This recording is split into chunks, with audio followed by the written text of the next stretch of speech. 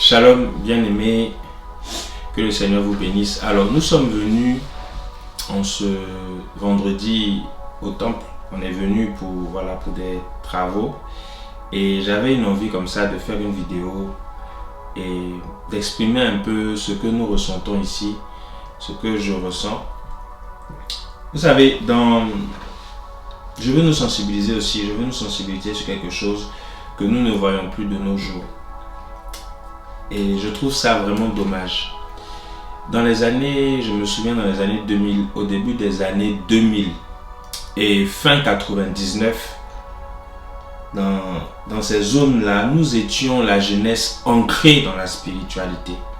C'est-à-dire que nous étions vraiment, à chaque fois qu'il y avait des programmes, que ce soit les programmes de veillée, que ce soit les cultes de dimanche, on avait cette envie-là que les jours avancent vite pour que nous puissions nous retrouver au programme, pour qu'on puisse écouter la parole de Dieu, pour qu'on puisse se retrouver dans l'assemblée, pour prier, pour adorer Dieu. On était vraiment des passionnés et c'est quelque chose qui aujourd'hui nous manque un peu.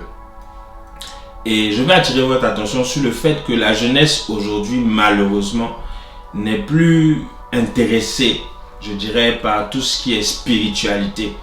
Mais on est plus intéressé par tout ce qui est coaching ou développement personnel. Même si ces choses-là sont bien parce que ça permet à chaque individu de pouvoir s'entendre, de pouvoir être au bon fixe. C'est-à-dire de pouvoir avoir une vie matérielle développée, de pouvoir s'organiser mieux, travailler notre attitude, notre comportement. Ce n'est pas quelque chose de mauvais. Mais ce que j'aimerais dire, c'est que ce sont des choses qui ne vont pas nous permettre de grandir spirituellement et de pouvoir gagner le maximum à Christ. Vous savez, même dans le monde, il y a toutes ces choses-là. Même dans le monde, il y a des coachs dans le monde, il y a du développement personnel. On le fait aussi dans certaines entreprises. Mais moi, je vais attirer votre attention sur le fait que nous sommes aujourd'hui, malheureusement, désintéressés de la spiritualité.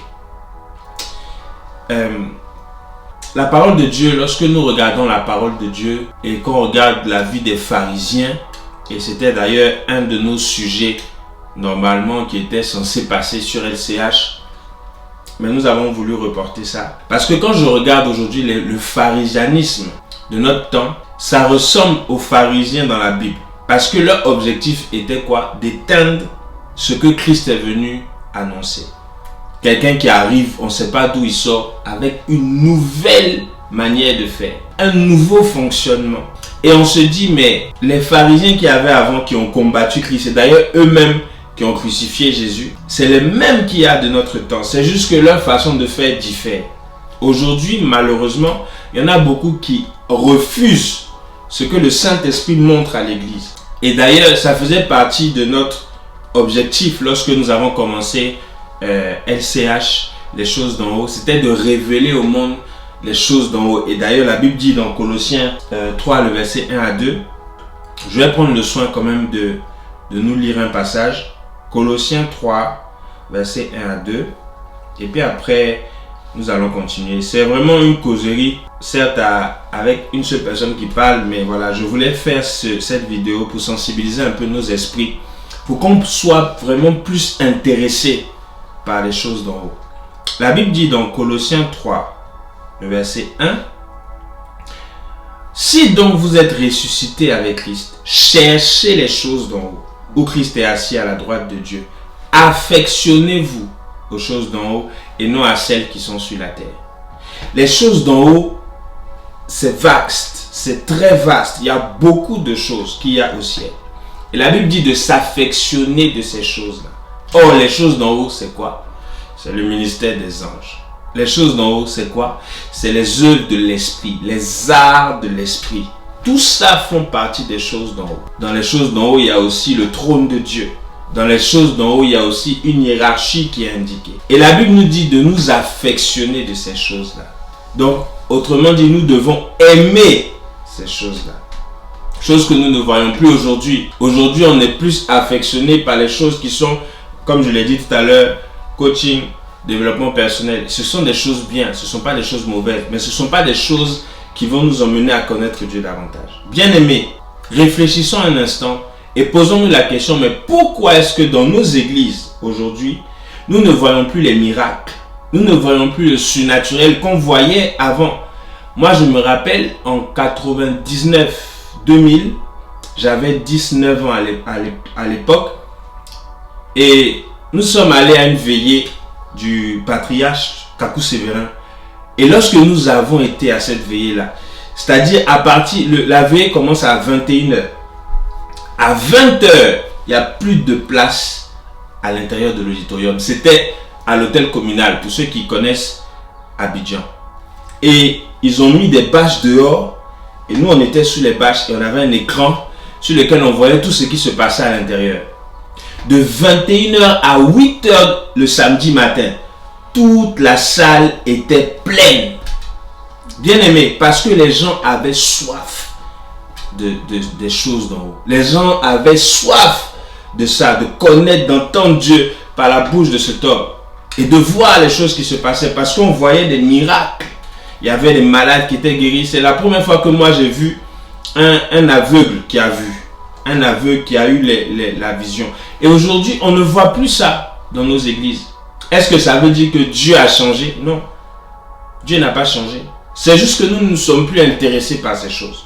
Aujourd'hui, les enseignements sur lesquels nous sommes portés, c'est la sanctification. C'est tous ces enseignements-là qui nous emmènent à avoir une bonne vie sur la terre. Ce n'est pas mauvais, mais à un moment donné, il faut changer notre façon de manger. Et je vais terminer avec un passage. Matthieu 12. Matthieu 12. La Bible dit dans Matthieu 12, verset 22, je vais même aller directement au verset 28. Mais si c'est par l'Esprit de Dieu que je chasse les démons, le royaume de Dieu est donc venu vers vous. C'est une causerie qu'il y avait entre Jésus et les pharisiens. Et les pharisiens étaient en train de l'accuser de chasseur de démons par Belzébul. Donc c'est pas Dieu qui fait ça, tu es possédé. C'est comme ce qu'on voit aujourd'hui quand on accuse un prophète d'être faux. Nous sommes en train d'amener même, de blasphémer même sur le Fils de Dieu sans s'en rendre compte. Ils étaient en train de dire que Jésus chasse les démons par Belzébul. Et la Bible dit que Jésus va leur dire, mais moi, c'est l'Esprit de Dieu qui me donne le pouvoir de chasser les esprits mauvais. Le royaume de Dieu est donc arrivé jusqu'à vous. Je vais prendre la version français courant. En réalité, c'est par l'Esprit de Dieu que je chasse les esprits mauvais. Ce qui signifie que le royaume de Dieu est déjà venu jusqu'à vous. En d'autres termes, là où il n'y a pas les délivrances, où on ne chasse pas les démons, ça veut dire que le royaume de Dieu n'est pas là-bas. Je reprends.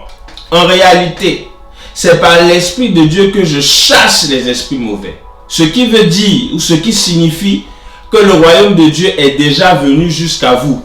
Donc là où il y a les choses spirituelles, le royaume de Dieu est là. Là où il y a chassé les démons, les esprits mauvais, le royaume de Dieu est là. Là où il y a des miracles, le royaume de Dieu est là. Des miracles au nom de Jésus. Alléluia.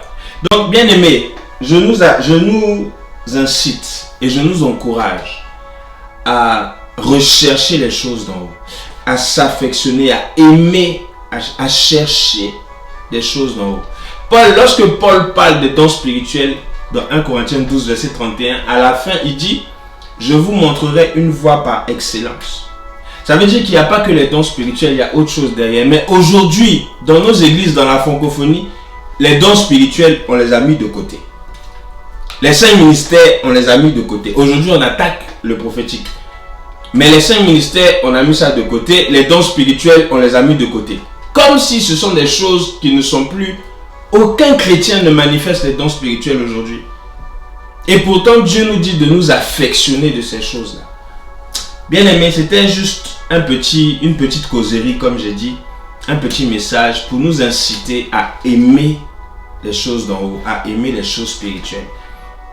Et comme je l'ai dit dans ma précédente vidéo, mon père spirituel est en train d'enseigner depuis le 1er juin sur les abreuvez vos anges.